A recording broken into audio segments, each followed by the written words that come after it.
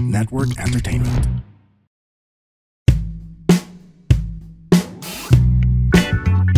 Hello everyone! Welcome back to another episode of Kaya Pa Ba with Baos Rufo. Ang aking guest for today ay very sikat. Sikat na sikat. Like worldwide famous, internet famous. But this person, she has grown to be like a soul sister of mine the past few years, having worked on many projects. And I just love her to bits. I cannot wait for you guys to see another side of this amazing creature. Please welcome from Drag Race Philippines and Drag Race Global All-Stars, the one and only Eva La Queen. Hello! Hi guys! Thank you for having me, sis. Correct. So ito na sa wakas, andito ka na sa podcast. Oo. Baklaan lang tayo dito. Correct. Kasi alam mo naman na pag tayo nag-uusap, medyo ang lalalim na ng mga napupuntahan natin. Oo. I think talagang yung age gap kasi natin. Correct. Like, yung age talaga. Yung mga queens kasi na nakapaligid sa atin, di ba? Sila Mix, sila Marina. Correct. They're significantly younger than us. They are. Kaya pag tayong dalawa yung magkasama, medyo mas iba talaga yung tono ng usapan. Correct. Example lang po kung anong klase ng conversation sa pinag-uusapan namin. Roommates kami ni Eva sa La Union nung birthday ni Marina. Yes. Out of nowhere, siguro Yes. medyo lasing na siya. Ako inaantok na. Ang random ng question ni Eva na parang, sis, anong pakiramdam na may inuwi ang partner? Oh. At the end of a very productive day. So Totoo. parang ako, syempre patulog na ako na parang, shit, magto-talk show pa kami. And then we ended up talking for like another hour or two. Oo. Right? So that is the kind of friendship and parang depth that we have. But of course, we'll get to that. But I'll also talk about the drag race journey and all that. Yes. So I guess ang una kong tanong is, right now people know you to have a very strong brand in terms of drag, artistry, the way you do your business. Was deciding on a brand something na pinili mo na agad i-apply sa drag mo? Nagsisimula ka pa lang 2018, 2016, yeah? Yeah, I started 2017. Actually, August 24, 2016. Tama. Yeah. Actually, parang alam mo, aksidente lang din yung brand eh. You know, ako kasi siguro, I took up marketing kasi in Singapore Polytechnic. So, I understand that when it comes to, at the end of the day, like, we love to do drag. Pero once you turn it into something na gusto mong pagkakitaan, there needs to be like some structure to it. There needs to be something that people, kumbaga, when they hear your name and when they see your face in that poster, they know the kind of experience that they would expect. Tama. Alam mo yon. So parang, from there, you can fit your drag into the needs of a client. Kasi ako, alam mo sis, sa Singapore, sabi ko sa'yo, nilalako ko talaga yung sarili ko. Love it. Para magkaroon ako ng show. Because I'm a Filipino, I'm an OFW there. Maraming drag queens. Correct. Meron ng scene. Of course, there are the Chinese queens, there's the Malay queens, and I'm a Filipino queen. And parang meron na talagang existing market. But what I understood is that these queens do not take it to the business level of like how you do it. Yung may-ari ng isang bar, alam mo, nag-match kami sa Tinder. Ayan. Gano'n pala sinasabi mo, taking it to the next level. Taking it to the next level. Okay, you think I'm cute? So pumunta ako dun sa bar niya. And then I was like, so when will I get to that stage? And then the next thing I knew, nandun, nagpa-perform na ako. And then I pitched the idea, you know what? You should have a residency or something. Parang, alam mo yon. And then I started.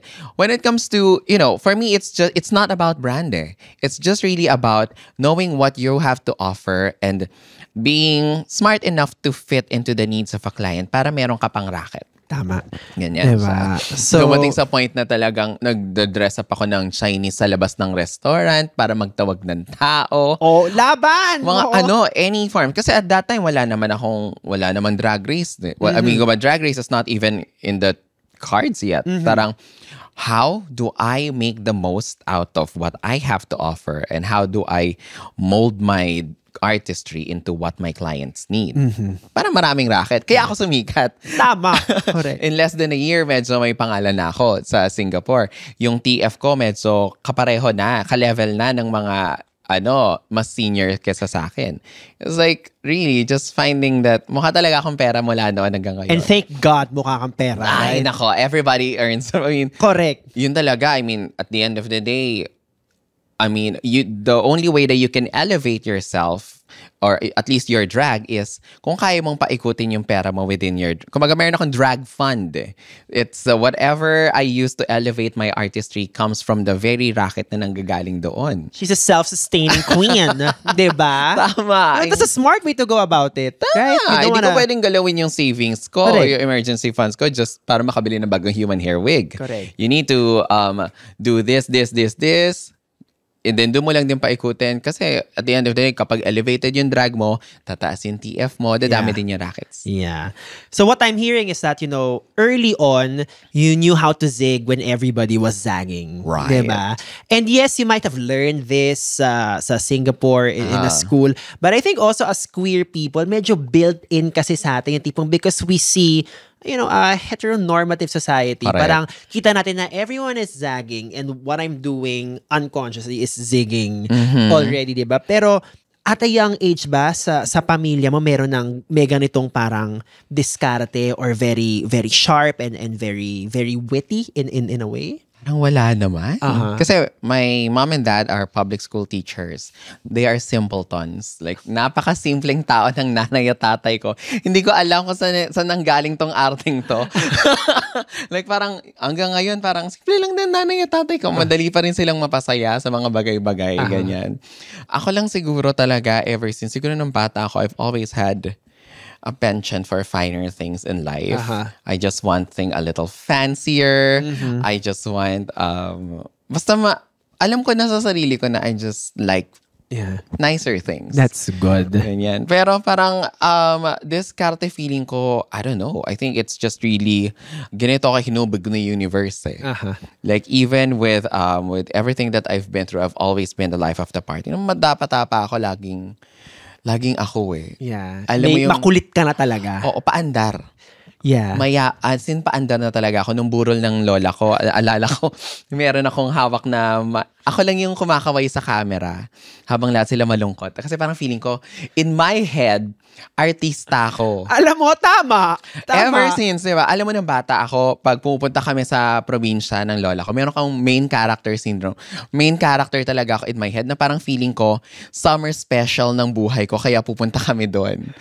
May patay nito, May patay nito. Oo. Pag may patay, ganyan. Nakita ko yung mga pictures na talagang ako naka-wave akong ganun. Habang lahat ng mga kamag-anak ko malungkot. Tapos kumakanta daw ako dun sa ano ng lola ko. Tapos syempre, lalag-iyakan yung mga matatanda. Kasi hindi ko naman nagigets yung idea ng patay. Parang, kailan? Parang, mga ganyan. Tapos, every time maalis kami, feeling ko talaga artista ako sa sarili kong buhay. So, maybe that being a main character, I think that's what... It served you. Yeah. Oo, yun yung inception ng personality ko Correct. ngayon. Na parang, everywhere I go, I am the boss of my own. I strut to the beat of my own drum. Yeah. May ganyan rin kwento sa akin yung tatay ko na I think merong isang children's party. I think I was probably 5 or 7. Tas parang, I guess dahil downtime, kinuha ko daw yung mic, tas inutusan ko daw yung mga bata how to behave. And parang, nung kinuwento niya sa akin nun, parang I was surprised but also not surprised at the same time because I think you also know how I run my ship. Correct. Talagang like, it's like that. And nakakatuwa when people kind of remind you of how you were like nung bata. Kaya na parang, in a way, you never also changed. Because now, ito ka pa rin, that leader, that paandar, that main character. Oo. Parang actually, in retrospect, now that we talk about it, parang, nga no, gusto ko pala talaga mag-artista. Yeah. Bata pa lang ako. Parang feeling ko everywhere I go is like, nasa movie ako. Kasama ka ba sa mga batang nagsuot ng tuwalya? Oo naman. At ginawa siyang buhok. At so, yun, kapag tumibok ang puso sa harap ng salamin. Ako naman yung tuwalya ginawa kong cape ni Storm. Tapos kunyari tumitirik yung mata ko.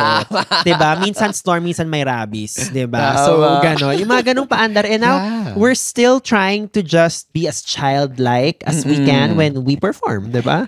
When I look for things that I would want to be grateful for, it's like this flamboyance that I used to hide when I was a kid. Kasi, ever since flamboyant talaga ako. Tapos may mga tito, mayroon talagang mga people who don't understand you that will make you feel parang, Ano ba, babakla-bakla kang ganyan. So, we live in a society where flamboyance for young boys are like dismissed as something that you should not be doing. Correct. But guess what? This flamboyance is giving me everything that I need. It's letting me live my best life. Yeah. It's the same flamboyance that allowed me to, get a new car. Yes. Dati akong OFW, but I make a hell lot more than I used to do in my corporate world.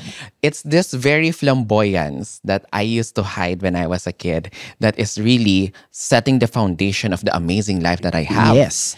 Diba? The flamboyance was weaponized and now it's being monetized. Diba? Yeah, very much. Diba? Yun ang nangyayari now.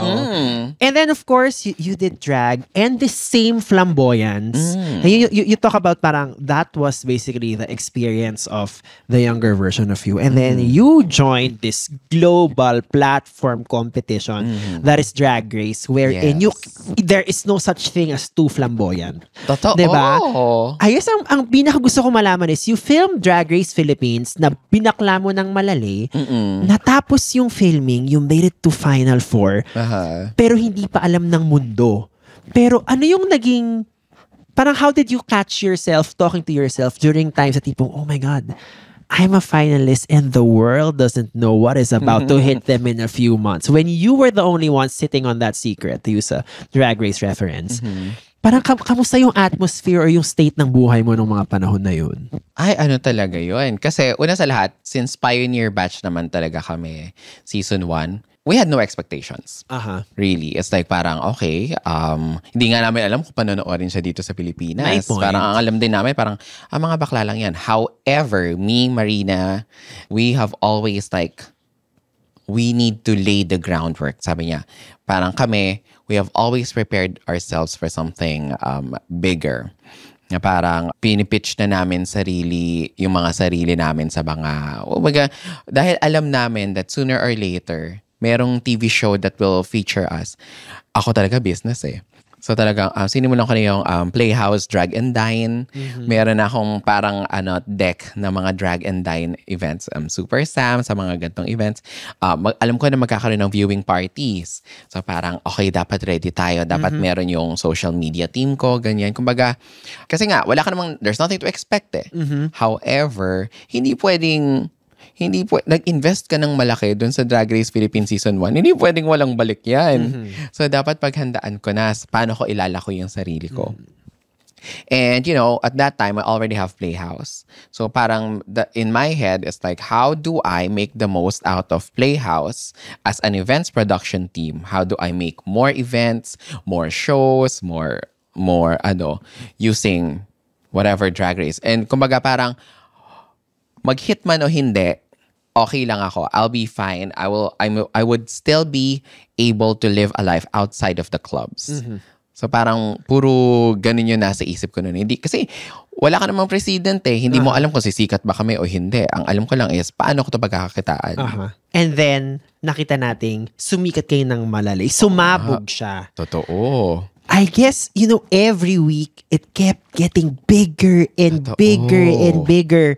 And the franchise has already had like 3 seasons now sa Philippines. Yes. Pero iba yung, it will never have that big pagsabog moment the way season 1 had. It was just really a cultural phenomenon. Totoo. When you were living it like week by week, it must have been your dreams coming true every week. Oo. Of course, at that time, parang kasi especially me, galing ako sa Nectar.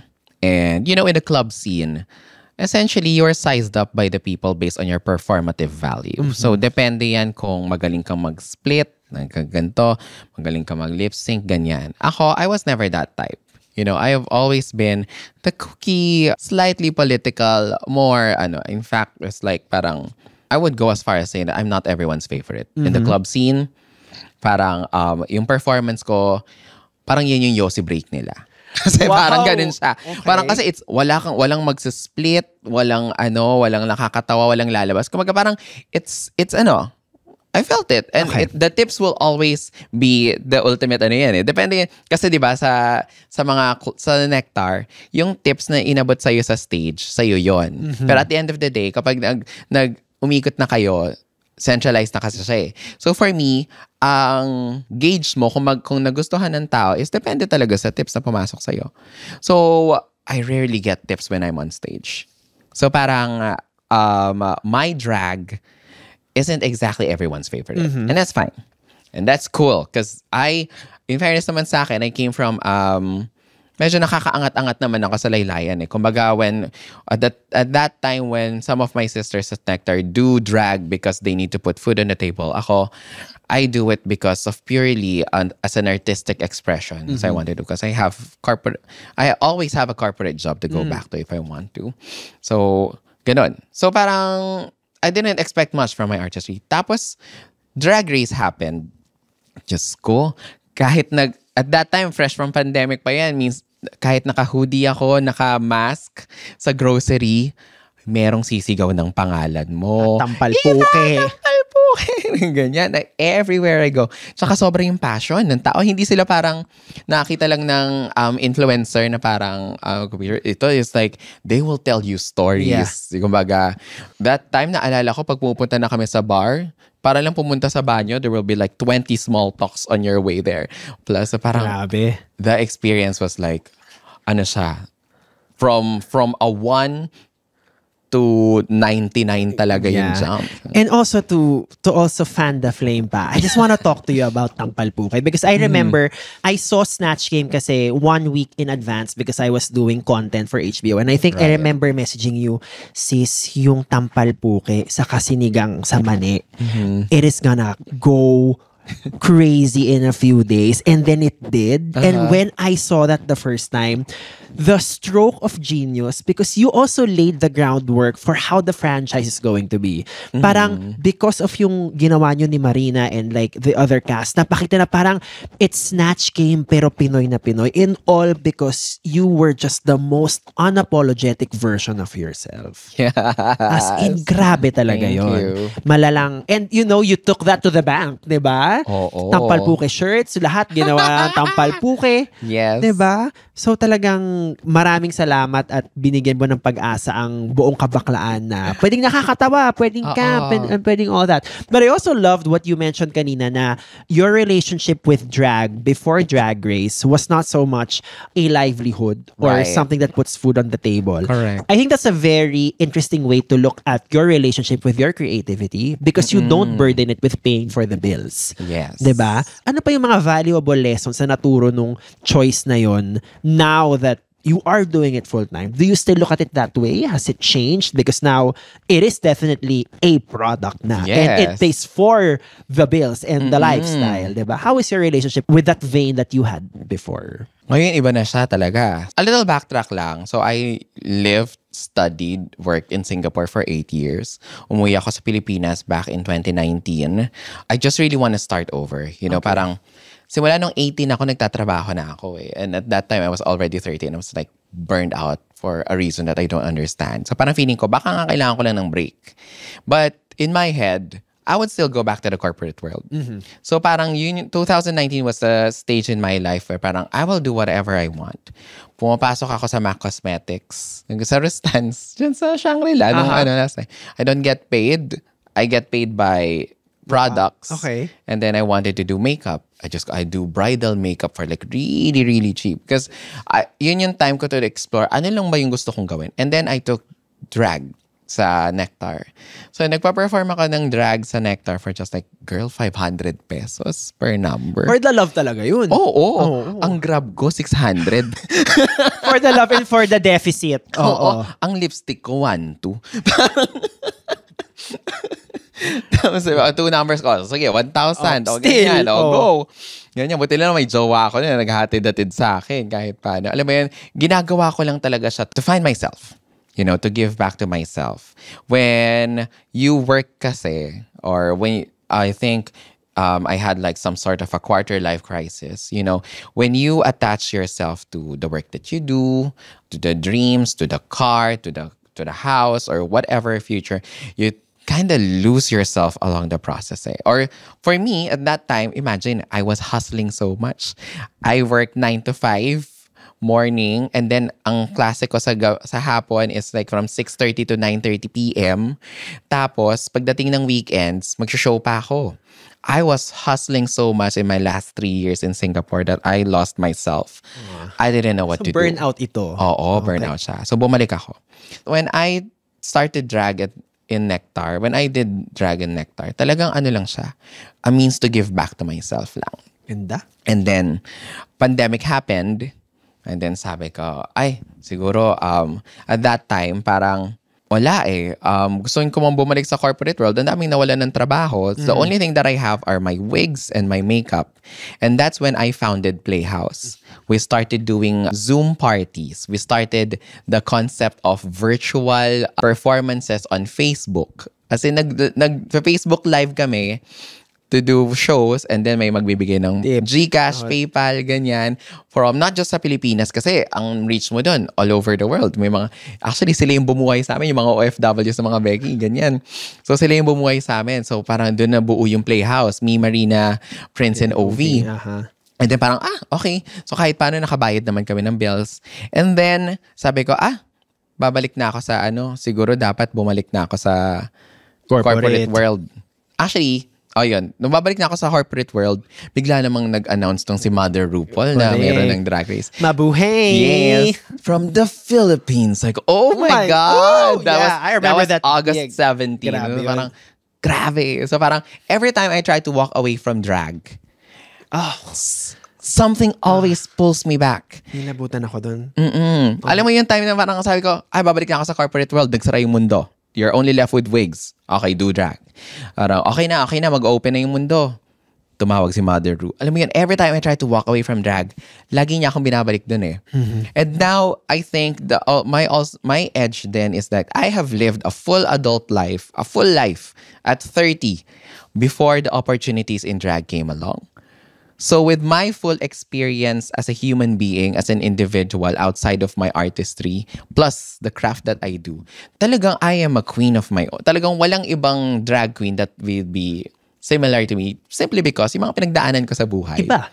Iba. Closest one is probably Tita Baby. Yeah, pero iba din kasi talaga siya, di ba? So, ganun siya for me. Kaya nagbago na rin siya talaga kasi from doing it as a means to give back to myself, now I'm doing it full-time, still as a means to give back to myself and the community. Yeah. Kasi nga, I firmly believe that the universe has put me into this path because it is my supreme destiny to be the trailblazer and really apply everything that I've known mula nung 18 pa ako up to now. Nung nagsishow ka sa burol. Nagsishow ako sa burol. Diba? So kung ano-ano. To like really set the foundation and like now I'm aiming to heal not just myself but the community, the Filipino drag community na. That's a great point. Only because like the podcast has a lot of people sa corporate who are trying to pursue like a creative career or like trying to do a career shift. It is very important to be clear with what your soul wants first. Yes. Diba? It is very important. And I think for people who want to nurture their artistic side, kailangan mo munang pakuluan yun eh. Oo. Bago mo ihain. Diba? And talagang alam mo, malalaman mo lang siya. I mean, naalala ko noon when I used to work for corporate, meron lang ako nararamdaman na parang emptiness na hindi mo siya ma-pinpoint. But I'm happy that I didn't give up at that point in time. Yeah. Alam mo yon, parang let things unfold right in front of you. The only thing that is expected of you is to do your very best with what's in front of you. Yeah. Ang ganda ng term mo, emptiness. Because I think when you feel that emptiness, I think it's very important for you to not judge it. Oo. Kasi everybody goes through periods of sadness and helplessness and feeling like they should be doing something more meaningful or something bigger. I think it's very important that you not judge it and really use that to put forth something you know is just a piece of good in this world. And that's what your drag did. Ang ganda nung sinabi mo na nagkaroon ka lang ng parang you wanted to get to know yourself again. You did drag to just find yourself again because correct. That, I think, whether nasa drag ka or hindi, everybody deserves to go through that of being temporarily lost. Because once you find your direction, mas i-embrace mo lalo na, eto ang landas ko. Totoo. Tsaka parang lalo na ngayon na-bombarded tayo ng mga tao who seem to have figured everything out and just followed their passion. In my case, hindi naman ako nag-jump ship agad eh. What I did is that, like I said, I was hustling. Nagtatrabaho ako in a corporate job, pero I also want to further my education and at the same time give back to my passion. Sinabay-sabay ko sila. Pero kasi the idea is, you don't have to choose just one. And as queer people, parang feeling ko, that's a great blessing because we have less like heteronormative programming to go with. All right. Welcome to the Halo Halo Show. We're on a quest to save Manila traffic from boredom. Quest? What are you, Frodo? Shh, I'm trying to tell them about our podcast. On a quest to save Manila traffic from boredom. Yeah, I'm bored. Can you do better? Okay. Welcome to the most awesome podcast in the whole universe. Well, maybe not the universe. Listen to the Halo Halo Show, where we talk about what's trending in the Philippines, among other things. Yeah, we talk about our lives, make fun of each other, and we really will save you from boredom. Yeah, it's our quest! Grab your swords! And your headphones. Listen to the Halo Halo Show. Stream it on all your favorite podcast platforms. Ako parang pinagsabay-sabay ko siya. Then, tsaka ako nagkaroon ng complete shift towards drag. Pero I wouldn't have known that if hindi ko muna siya sinabay with my work, with my education, and my drag. Parang kaya mo siyang pagsabay-sabayan. You don't have to choose only one. Correct. Yeah. I think the way to also look at that hustle and grind is that it's positive stress. Diba? Like, yes, napupuyat ka and like nababaliw kasi napagod ka. But kailangan mo rin pagkatiwalaan yung instincts mo na yung mga pinapursue mo naman, wala ka naman tinatapakan tao, sumasaya ka naman with every task. Correct. So I think you need to look at that as positive stress to be a diamond. Diba? And not pursuing it is also a stress on its own. Exactly. You will always think of what could have been. Yeah. Ako, feeling ko sa buhay ko talaga, if there's one thing that I fear the most, it's the fear of regret. Yeah. It's that fear of like, what would have been kung ginawa ko to? And then, help yourself out a little. Then just do it. Yeah. Diba? Yeah. Grabe. So sabi ko sa inyo guys, malalim pag kami nag-uusap hindi ba? And then so that was Drag Race Philippines. And then let's talk about Global All-Stars. Yes. I have been a member of your team in your preparation for Global All-Stars. It was the best of times. It was also the worst of times. Now let's talk about the best of times first. When you try to remember the good that came out of Global All-Stars, ano siya specifically? Ako, I would say the person that I became after the defeat. You know, it's like, syempre, from Drag Race Philippines Season 1, finalist ako eh. Even if I didn't win, the second best scenario was there. I had nothing to lose. I didn't know how it felt like. Correct. Kumbaga, alam mo yun. And then on top of that, I was on a cloud 9. Parang everything is like, you feel na parang the world is your oyster. Parang you can do anything. Like the world is at your gas. Strong start. Diba? Right. So yeah. And then you will be met with a reality that, that is not always the case. Pero the thing is, sa global kasi, I really left no stones unturned. Imagine, nag-singing lessons ako kay Teacher Sweet. We had our like very intense training on improv. Ay, oh my God, Mr. Rest in Peace, I love you. See, I did sewing lessons. I did dance, movement, improv lessons with Joe Abuda. I was able to like really take my drag to the next level. Like talagang, it's the full evolution of Eva. I imagine like the amount of money spent on my runway alone. It's a lot of money. Like, ito pala yung magiging itsura mo if you don't care about money. I mean, there are so many experiences that I have experienced through Global All-Stars. And yet, how do you face it kung yung ROI isn't as expected as you did? Kumbaga parang, it was very difficult. It was very difficult. Imagine, sis, I came back from the taping really feeling like a damaged good. And yet, nung announcement siya, it's like people expected me to be excited about it. But I can't. Hindi ka pa tapos mag-process that time. Oo, na parang, I'm still grieving. Tapos gusto niyo maging excited na ako, and that anxiety and everything. And then in retrospect, the best part of Global All-Stars happened this year, when it all started to make sense. You know, you don't get to realize the best part of it as it happened, lalo na for something that's masakit or a disappointment or any traumatic experience in your life. Hindi mo marirealize that there's a gem in it. All you just remember is the pain. Especially for us reality TV stars. You only see the competition based on paano siya nag-play sa utak mo at that. You only see just this piece of the puzzle, and you will hold on to it as if it's the fact, as if it's the ultimate, as if it's absolute. But then, nung napanood ko naman yung sarili ko sa Global All-Stars, realize ko na parang, oh, I was amazing. Yeah. The talent show, oh my God, that best drag, yes. I don't know kung premeditated na yung stay ko doon or whatnot, pero for as far as I'm concerned, for every single episode that I was there, I made the most of whatever airtime I had. I slayed it. Yeah, you did. And it took me time to believe it. At that time, even if it aired out, I still remember the pain. Pero kahit na maganda siya sa paningin ko, naaalala ko pa rin yung pain, so hindi ako naniniwala. Yes. Wow. So until I was able to like give myself enough time to heal and space out, that I realized that parang the greatest gift of Global All-Star is for me to choose myself every time. Ooh.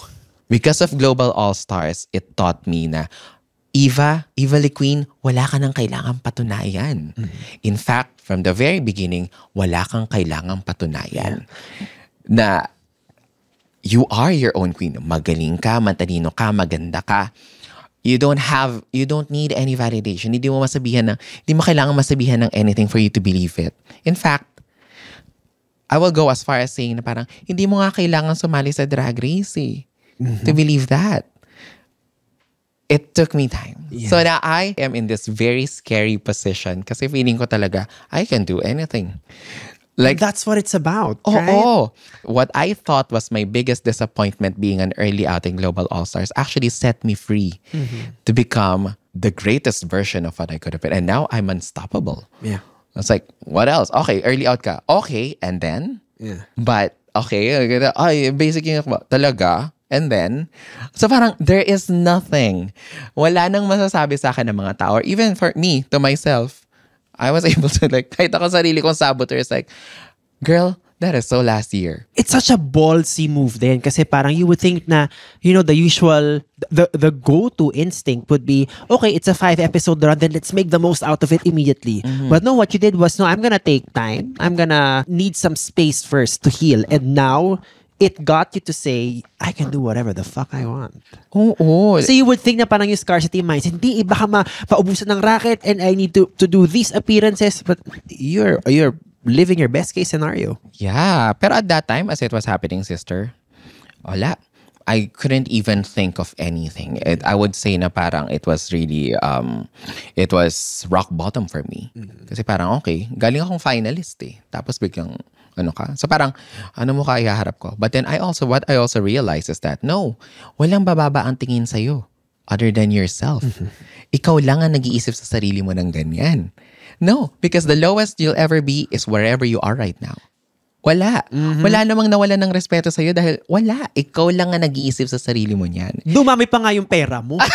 Diba? I mean, kung signal at signal lang, diba? Dumami pa nga yung pera mo Diba? Oh. Pero parang, nga. Yeah. Oh, ngayon kaya kong magsasayaw ako kung kailan ko gusto magsayaw. Correct. But kaya ko pa rin magtayo-tayo. Alam mo yan, I became, I was so shattered, I was so damaged that I had no choice but to care for myself. And now, I have nursed myself back to the point na parang, yes, I am my own keeper. And parang, I am my own, kasi tama naman na you should be your own greatest critique. But it also comes with a responsibility to become your best friend, your number one cheerleader. Yes. So, yeah. And the great thing is, it hasn't even been a year since Global was announced. I hope you also are proud of just how efficient your soul and instrument is. It's only been 9 months since it was announced, and you went through that period of going crazy. And I'm so proud of you. Because you guys are also there. I mean, I couldn't have done it myself. I mean, there are lots of people who nursed me back. Of course, John right here is here. My Playhouse team, Camp Summers, you, everyone. Kumbaga, there are people who like help me get back on my feet. And although it was as unfortunate as it is, pero yun nga, it was a necessary evil. And one of the greatest blessings then of Global All-Stars is for me to let go of the need to rely on Drag Race to make a name for myself. Yeah. Which is really, for me, yun yung parang ang sarap panoorin, especially you entering your empire, your CEO era. Because di parang you have laid the groundwork for drag after Drag Race, but at the same time, you continue to rewrite the playbook in terms of how it is going to be consumed and respected. Tama. Diba? Because you have like Playhouse right now, its reputation as an events company with the roasts and other really curated drag experiences. Talagang people now expect like a really certain level of quality when it comes to Playhouse events. And you did that because you decided to just choose you and do whatever you want because there's nothing to prove anymore. Yeah, and it's not na wala kang utang na loob sa Drag Race, ha. I mean, the real challenge, actually, di ba sinabi rin yun ni Willem eh, it's like parang after Drag Race, the real race is parang what you make of yourself because of it. Pero hindi siya dapat yung ultimate sandalan ng self-worth mo. Diba? And to all the girls that will be joining Drag Race All-Stars or gonna do the gig the second time, it's really different eh. Meron ka ng ego na nabuo prior to joining Drag Race, and then ipupusta mo yun eh. Based sa yung placement mo, paano ka na naman ipaperceive ng tao. But, being the second person to do it the second time from the original franchise, it's like, it's really, how do you make the most out of the opportunities that you were given? But not entirely to rely your self-worth on it. And what I'm hearing right now, or what I'm feeling, is that you're very centered right now. You are definitely, one with how the universe wants you to use your instrument to its highest good. How do you maintain this balance these days? Because I find myself na, the older you get, parang mas grabe rin yung OPEX mo para lang you're able to execute properly and be reliable. So ngayon, as a CEO, as someone building an empire, and as someone who continues to be at the bleeding edge of how drag is consumed these days, how do you stay balanced? This will sound cheesy, pero I would say gratitude talaga. The practice of gratitude. All the experience that we do, all the things that we say, the thoughts that form in your head, these are energies eh. And you will realize eventually, after you've been through a lot of like self-loathing and a lot of so many traumatic experiences, that you are the keeper of your own energy. You are the keeper of your own thoughts. You are the keeper of your own words, of your own actions, of your destiny ultimately. So the gratitude is very important kasi it sets everything into perspective. Yeah. In my life, what I realize is madaling magpasalamat sa mga bagay that goes right. Of course, you have a nice experience, you have a nice bank account, parang yes. But the real measure of how strong you have been mentally is, kaya mo bang magpasalamat sa mga bagay na nakasakit sa'yo? Inang ganda nun. Yeah. Diba? So, gratitude is like a muscle. You really need to practice it. Malaki, maliit na bagay, masakit, or you have to be grateful in everything. So notice how we don't say that I am grateful for everything. You are grateful in everything. Mabuti siya or hindi. I've talked about this because Kiana was like talking about problems, and I was like, may mga kaibigan na, may mga problema ako na parang pinagpasalamat ko na dumating. And that will give you kasi, that will be your compass kasi. I mean, in retrospect, pag tinignan mo, ako, I'm a very self-aware person. Kaya tinitignan ko yung mga bagay-bagay. It all makes sense. So parang probably, if there is an advice I would say is like, first is like gratitude. Second is faith. It's like you really have to have faith that things are always going To work out. If you're expecting things, if you're blackmailing God into to your prayers sound like a gaslighting, blackmailing kay God, then it doesn't work that way. Faith is like believing that things would happen even if they're not in front of you. So, in retrospect, pag pinagsama mo yung gratitude and faith, you will always find that center. I always have bad days. There will always be bad In days. fact, there will be more bad days. There will be more bad days. Pero sabi nga ni Oprah, what you really want in life is that sweetness in your life. Yeah. It's so sweet that even when the bad days come, you know that this too shall pass.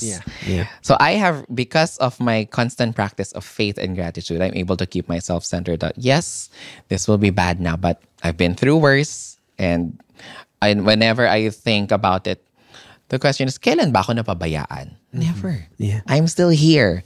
And yeah, so I think that's what keeps me centered. Ang ganda nung term na sweetness, no? Because yun yung nagiging gift ng perspective eh. Yes. Yung tipong pag nag-make sense na, kaya pala ako nilagay sa putikan. Tas now parang, thank God.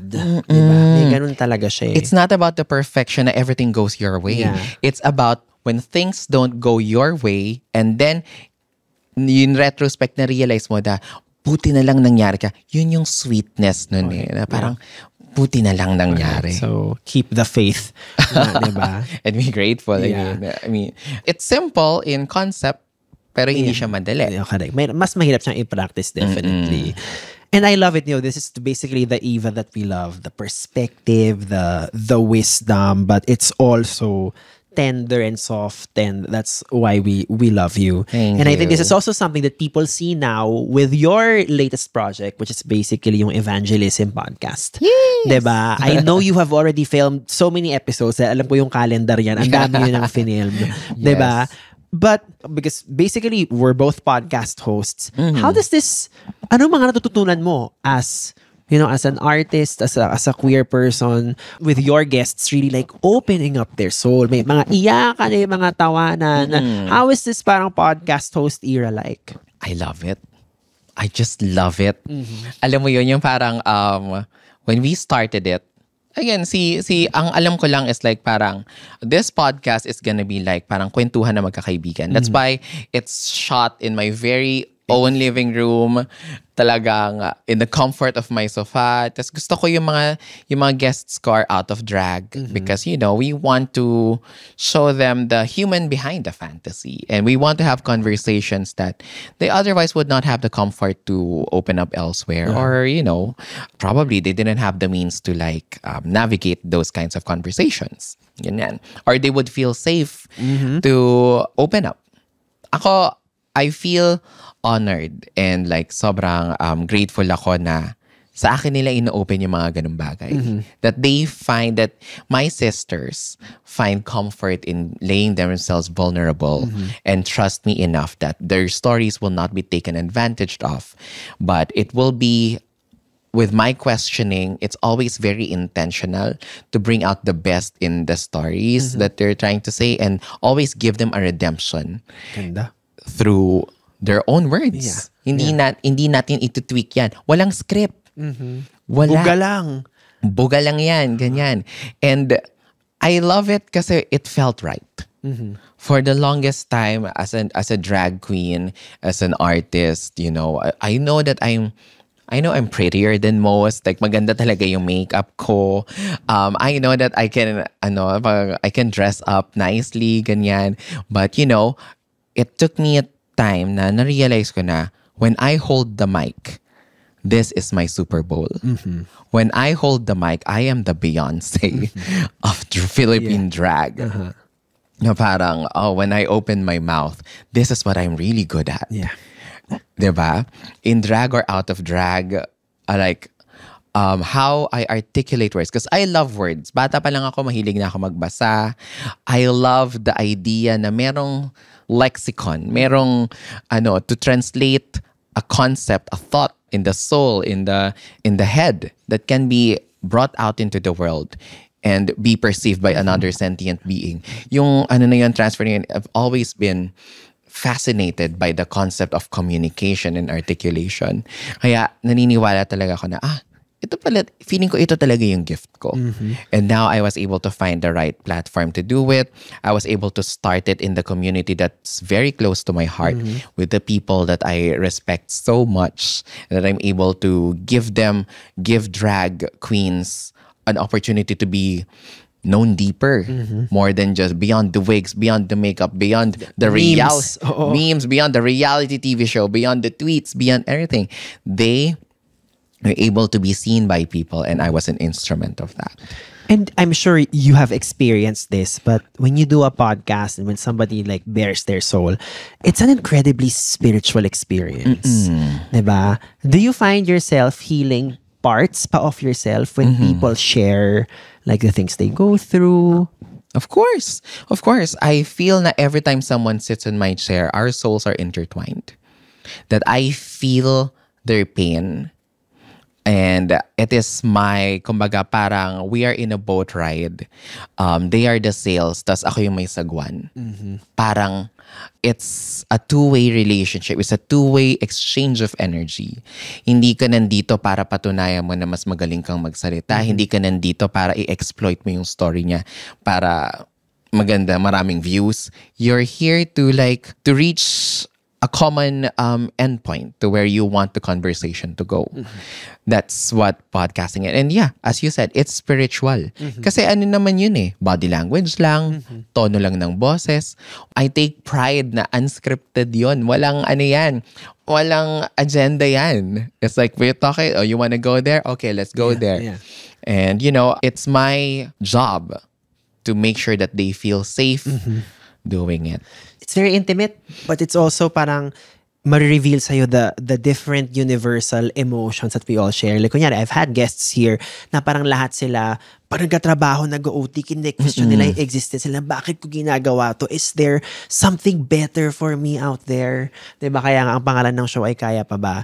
Pero like, ano yung mga namamain mo pa na parang, I didn't know we had that in common with the podcast guests that you've had. There are some guests that I had like total opposites of like our take on a certain topic. Like say for example, Pura Luca Vega. We had that discussion about what happened. Kasi ako sinabi ko talaga, parang I didn't like it, sis. It's like, why? But what that opened up is that it really takes conversation na walang judgment for you to really come up with an understanding of each other. I didn't have to bow down I didn't have to compromise my values or principles, but I hear you. And yes, you make sense. But I also make sense. But we also, you agree to disagree, but also there's even more respect after the conversation, right? Totoo. It's like, hindi mo naman kailangan mamili kung A or B But what that conversation did is that if conversations are more open like this, then we will have a happier relationship, not just with the person we are talking to, but with ourselves. There will literally be world peace kung ganun ang... Totoo. Kasi it also parang for my own truths to be like, ilagay ko siya sa stand na parang, wala pala talagang absolute. Wala pala talagang, you can view 6, I can view 9. Yeah. It's that kind of thing. Two things can be true at the same time. Na parang that opens them up, opens the audience up, and also opens you up. And I think that's why communication and articulation and conversations like these are important. That's why there's podcasts in the first place. Yeah. And I'm sure your audience, they're also loving this particular flavor of a talk show of Eva Le Queen. Ano naman yung nakita mong na-hit mo na nerve with the audience in terms of like, I didn't know they were searching or they were hungry for something like this. Kasi ang ganda ng mga feedback Ang ganda ng comments ng evangelism. And initially, iniisip ko, ang haba ng isang oras. Isang oras mahigit yung mga podcasts. I was like, do people even listen to this? Do they have time to listen to this? And then you would see them na parang, if the conversation pala is like really relatable, it's authentic, and it's really good, people would stay. Na ano sa akin na parang, so people want to know? Yeah. what we have to say as drag queens. Normally, people will be interested in drag queens kung paano sila mag-lip sync, anong wig niya, anong look niya ngayon, anong makeup fears. But for them to be actually interested in our podcast, to listen to what we have to say, our thoughts, our vulnerabilities, our own stories. So parang, talagang nag-iba na rin yung landscape ng fandom, ng appreciation when it comes to drag. We are never in short supply of, softness from the world. Diba? So the podcast giving that, it's just, the world's about to end. So tender moments, soft moments. Actually, malapit na. Diba? Like, we need that. So thank you for what you do and the podcast. And I always try to wrap up an episode with like an acting challenge or like drag race moment. May acting challenge! I guess ang gusto kong malaman is yung Eva na bumalik sa Pilipinas noong 2019 para hanapin yung sarili niya. Ano yung message mo sa Eva na yon as the Eva today? Yung Eva na yun kasi, kumbaga, ang description ng buhay niya is like everything came crashing down. Imagine 8 years of your life in Singapore. Everything that you've built, from your education to mga naipundar mo sa buhay, you walked away from it. You walked away. Ang line na sinabi niya noon is like, I'm walking away from the life that I've lived for a life that is worth living. Ang advice ko sa kanya is like, tama ka. Tama yan. You are in the right track, baby. You were born this way. It's like, tama yung decision mong yan. Umalis ka na dyan. Tama yan. Like, you don't know there are days that you don't want to wake up anymore. It's like, bakit pa ako nagising dito? That's a sign. That's a catalyst for change. Trust yourself a little more. And I would say actually, wala na ako, lahat naman nasasabihin ko sa kanya, pero it would not make sense. Pero again, kailan ka ba napabayaan? The universe always has your back. So just go. Because the universe will conspire talaga to bring you to where you should be. And yeah. Tsaka alagaan mo yung clear skin mo yan. Clear skin ka pa nun eh. But you will live an amazing life. It's like, baby, you got this. Tama yan. Live everything one day at a time. Ganda. Hi, the gift of time and perspective. Yes, my God. Yeah, maraming salamat, sis, Thank you for so joining much, me sa sister. pod. Yes. So, please tell the children where to find you and the podcast that is breaking a lot of records. Yes, guys. Please don't forget to follow me on all my social media platforms. That's Eva_LeQueen. TikTok, Instagram, Twitter. Of course, don't forget to follow the ELQ channel. ELQ? Kasi diba, yung ELQ, yung pangalan ng ELQ, diba usually ginagamit niya sa mga bosses na. Very signatory yung ELQ. Diba? CSC. Correct. ELQ. MVP. Correct. So we want to, because I am, ganun naman talaga si Playhouse. I mean, Playhouse is already an SEC registered corporation. I am a president of the ELQ company. So talagang, follow the ELQ channel on YouTube. Of course, don't forget to follow the Playhouse then on Instagram for all our amazing events. Events. I write a number of things that Eva does. Yes, all the major events, the Snatch Game, Roast, we will all be posting them on the Playhouse. And of course, evangelism episodes uploads every Thursday at the ELQ channel. Pasabog. Thank you so much. Thank you so much, Thank sis. you. So maraming salamat for joining us sa isa pang episode ng Kaya Pa Ba. Please don't forget to rate and review us on Spotify. We are also available on YouTube. Kaya Pa Ba Pod on Instagram. I am Baus Rufo on IG. And again, my Pride-themed comedy variety show with Isa Villaverde. June 8, Sunday, 5 p.m. Bawal Bating. Ang tickets ay available sa bio ng aking IG and TikTok. See you again when we drop the next episode of Kaya Pa Ba. Thanks, everyone. Bye!